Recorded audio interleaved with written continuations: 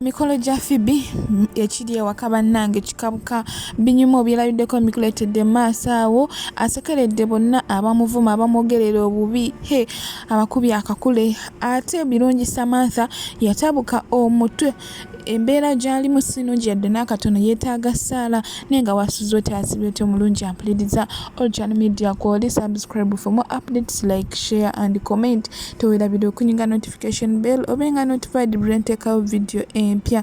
Birunji Samantha bannange y'omu ku ba tiktokers abasooka okufuna endorsements era yalabikirako mu kalango ka Mama nnyabo waka MTN ebiseera ebyo yaliko nnyo ba tiktokers abasooka okubeera ba influencers bw'atyo yagenda n'afuna omugagga ayitibwa Abedi ne bagwa mu mukwano ne bapropose nga n'afuna olubuto n'azaala ebizibu gye byatandikira wuuyo kuzzeeko ente z'abakadaama essaawa zino bw'omulaba bw'afaanana yeetaaga ssaala.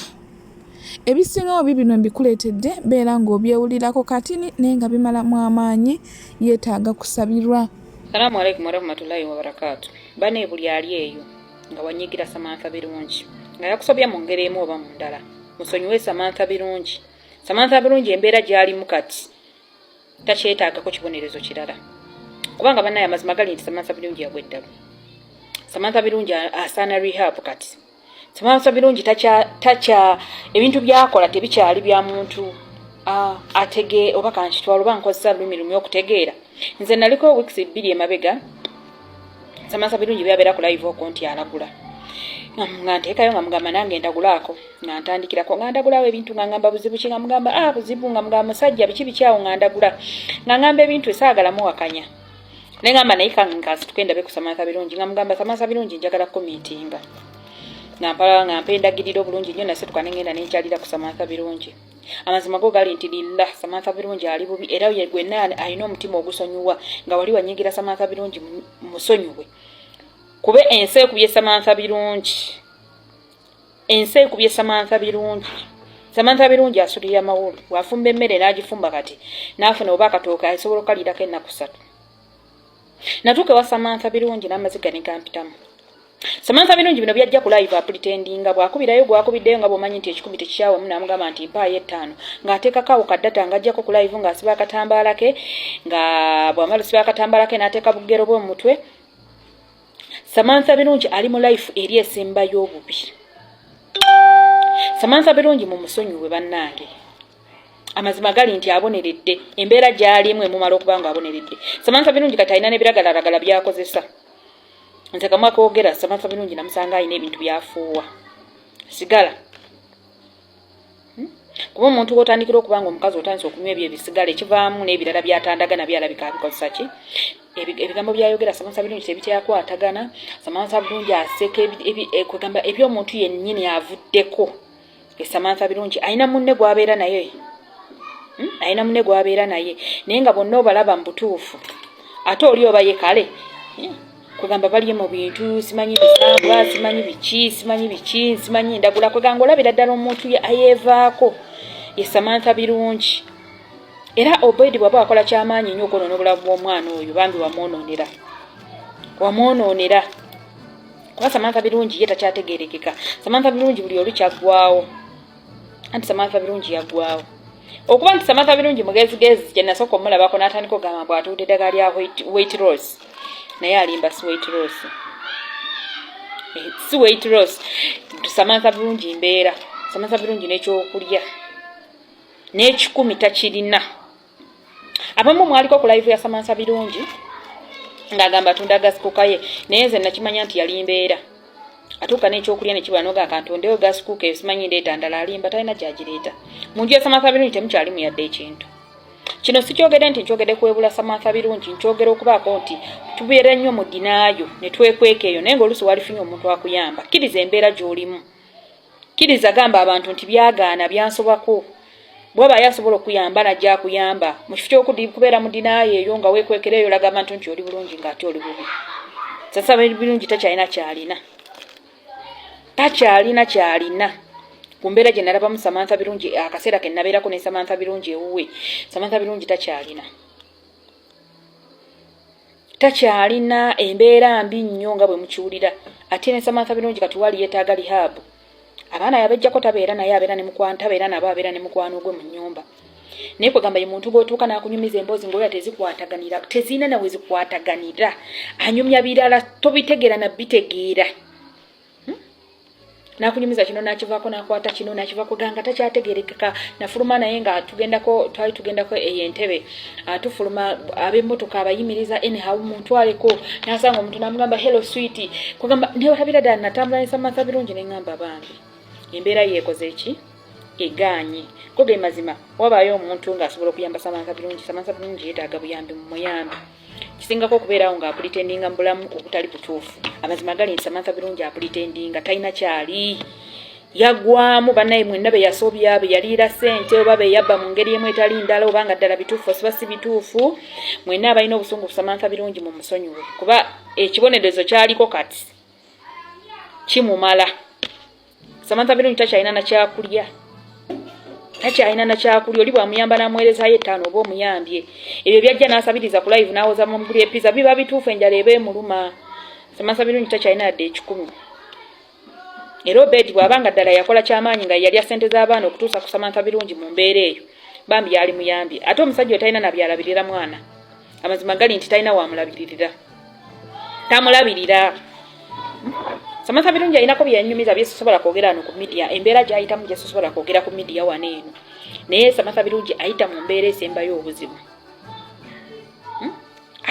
esembayo obuzibu n'omutwe gwatabuka Samantha Birungi yatabuka omutwe era mwabadda ku live nti abalagula talina byalagula talina katonda gw'alinaawo nga bw'omanyi nti omuntu bw'atabuka omutwe abaako ekintu kye yeesibako n'abanga ekyo kyayogerako oba kyakola kinaye Samantha Birungi ate naye ekyawa n'atandika okukosa ebintu nti ebiragalalagala Samantha Birungi gyali bubinze nali naye okisibira ez'emabega Samantha Birungi kino si kyogere nti twagala kwogerako nti oba kikuba n'alijje n'ebifaananyi bye neekubya nga ndi wubo Samantha Birungi nagendayo nga nnyina ne twali ne shifa ono anti shifa oyo wa Shiba yayinza okubuulira ekituufu nti Samantha Birungi twaliyo naye embeera mbi Samantha Birungi bw'abaayo omuzira kisanga asobola omutwala mu rehab Samantha Birungi asaana rehab ne mwenna mumusonyiwe banaye bino byansi ate twali tufiiriddwako ebisinga bambi ne byeyababba tufiirwa abantu balamba ne tubaziika naye olwo bye mwafiirwa sigambye nti ebintu byammwe tebyali bya mugaso byali bya mugaso naye musonyiwe Samantha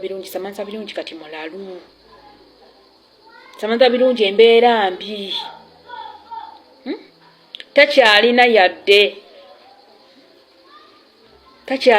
ekyokulya wotuukira omuntu nga tokyalina yadde ekyokulya Obedi vaayo oyamba omukazi wadde kyonna kye yakukola naye embeera gy'alimu Obedi Samantha Birungi yeetaaga buyambi vaayo oyamba omukazi muyambe wamuzaalamu omwana muyambe yadde byonna bye yakola musonyiwe muyambe ng'omukazi gwazaalamu omwana Kyanaku nnyo kyanaku ddala tusaba Katonda amusaasire amuwonye amusuuse yadde byonna bibeerawo avumya abaana ebyente ssente ebirala bingi nnyo obutakkaanya ne baganda be famiri ye bingi naye ensobi zikolebwa abantu tusaba Katonda amusaasire amuwonye kuba toyinza kwagaliza munno kutuuka ku sseeryo kugwa eddalu kufa biba bintu binene nnyo tusaba Katonda amusaasire amusuuse nga tweyongeddeyo ku Phoebe Omugole mukyala w'omukyotala Juma ate omulokole ng'asekerera abo bonna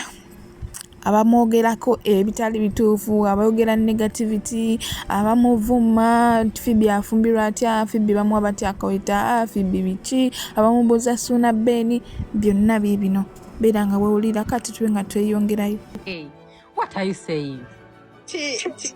Adana agamba mbuno oba otandise okunywa kyayi w'amata kyayi omukalu akukaluubiriza. Bana mba mwagala okwogera nange ensonga ezimu mubeere direct. Otherwise nze njira kwefuula nga atalina kyentegeera. Ate kyokuwuba akagalo. Olwo fe baludde nazo singa engalo tezamenyekako dda. Mwogera. What are you saying? Mwakunyonyole. Bwe kirumya agenda alonde byayagala. Mama. Abamwe bagende wa full figures tebatu What? See, do you know what I'm feeling? I don't know how. Naye nze nabeerako mute nga ndi mute kati nga ku lunaku bampropose nga 11 nga 12 nali awo nga ndi staka nga kati byawedde. Bana abantu balowooza babivuddeko just like that. Webale. Sagala na bantu biveeko. Njagala tubeera ku simu. I want it to continue. Yes. Bagamba, people should continue. Nga bakitadde mwenna mutaddeyo video mubivuddeko naye kati ne Phoebe abivuddeko talina kyagenda kuddamu kwongerezaako. Mwekiri mu obwakawondo kakubye eddinisa. Bali mu kupeeka basajja empeta baziguze. Phoebe si muntu Bumwe bibaswaza ebyo. Bagala olabanga bulijjo kyangu. Abamu badduse abalala bamyutinga essimu z'abasajja bagamba onzise. Bane kati ng'omwami wange abantu abamu bagambye bananga onzise omukazi wange agenda kumanja empeta kati bulijjo ndoza babikalubiza balowooza bizibu nnyo. Bizibu. Kale munnange bw'otyo bw'olaba omuntu obuvunaanyizibwa. Ate bino ebintu si bya sente nti asinga sente yagula empeta. Empeta tegula bwanana. Just omuntu aba akwagala. Abantu balina ng'ayagala kukola buli kimu ekikakasa nti akwagala. Bino simanya yamukase simanya yakoze toyina g'osobola kaka n'akuwa mpeta. Abantu bali wano abalina sente.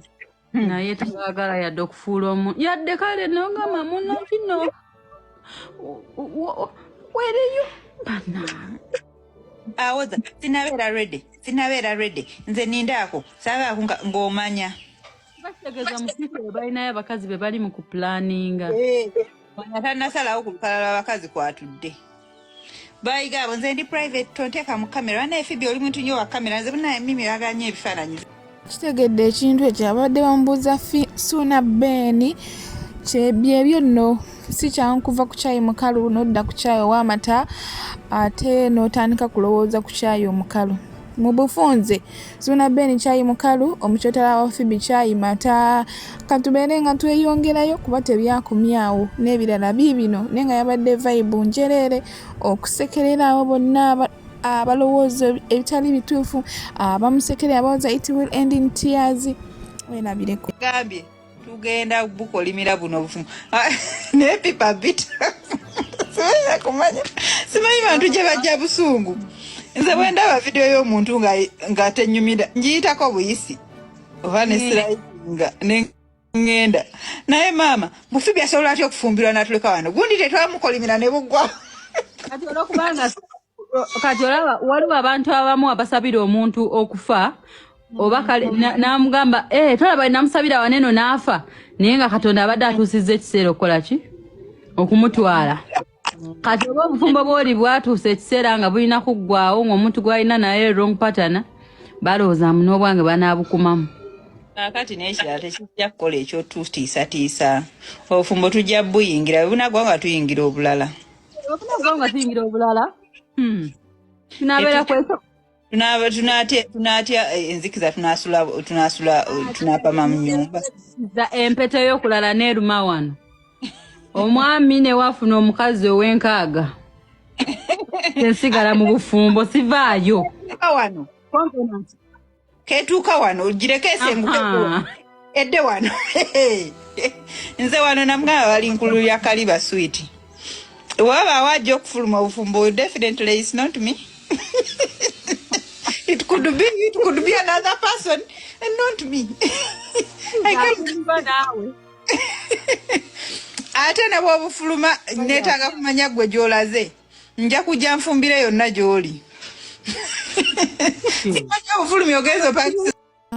Eyo nga tuvuddeyo wano omugole Phoebe ng'atuuka butereevu nnyo ewaka ewagenda okubeera omukolo nga yenna ali excited okufa obufi essanyu limujjudde kwegamba tukwagaliza bisima tukwagaliza ekisinga tukwagaliza obulamu obulungi obufumbo obulungi ezzadde eddungi buli kimu kyewandisanye okufuna ku mutima gwo ekigusanyusa.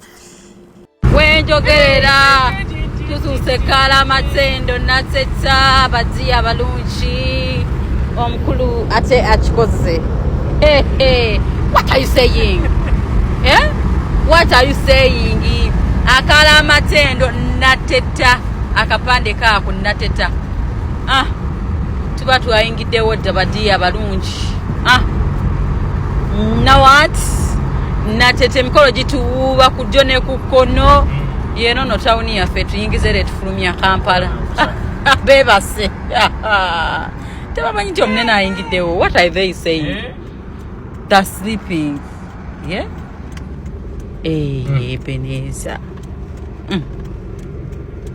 Kapande nakwate mbadde nkakutte. Ekkubo lyeryo badiya. Ngenza ate kukima mugole. Mama, ekkubo lwaki temulima Joseph kubo? Abagole banayitawa. What are you saying? Tofayo tugenda kulongoosa. Abagole banayitawa. Laba ebinnya. Limousine ze zijja eno. Limousine. Okukasakasa. Nkasakasa. Bulaza. What are you saying? Mbale mulimo oluguudo laba. Abantu balina zimark X zinayitawa. Muna, ndaba oluguudo. What are you saying? Nze mulina okusuula munene amabulooka. Abantu bajja ne zimark X zaabwe banaziisaawo. Mwagala bajja nazihama. Kibanagamba ate tubeera mu nsiko kubo badiya. Feno tuli balimi ddala. Ekkubo libuze? Ekkubo libuze? Tulime ekkubo naye abagole banayitawa.